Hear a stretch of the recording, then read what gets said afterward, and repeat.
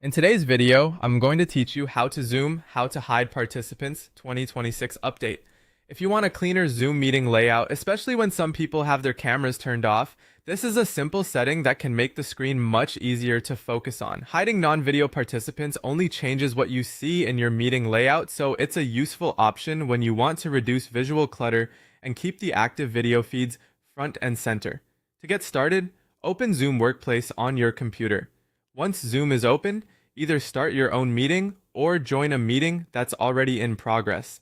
After you're inside the meeting, move your mouse over the meeting window. This is important because Zoom's meeting controls are often hidden until you interact with the screen, so hovering your mouse will reveal the options you need. Next, look to the top right corner of the meeting window and click View. This menu controls how participants appear on your screen, and it's where you can quickly adjust your layout based on what you need during the call.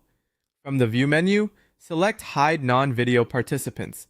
As soon as you click it, Zoom will remove anyone who does not currently have their camera turned on from your visible video layout. This can be especially helpful in larger meetings, presentations, team calls, or classes where you only want to see the participants who are actively on camera. Keep in mind that this doesn't remove anyone from the meeting itself. It simply hides those non-video participants from your layout, making your screen feel less crowded. They are still in the meeting, and you can still interact with them as normal. If you ever want to bring those participants back into view, the process is just as quick. Go back to the top right corner and click View again. Then choose Show Non-Video Participants. Once selected, Zoom will display those participants in your layout again. This is a very small setting, but it can make a big difference in how organized your meeting looks and feels. If you regularly attend Zoom meetings with a lot of attendees, it's a good option to remember whenever you want a more streamlined view.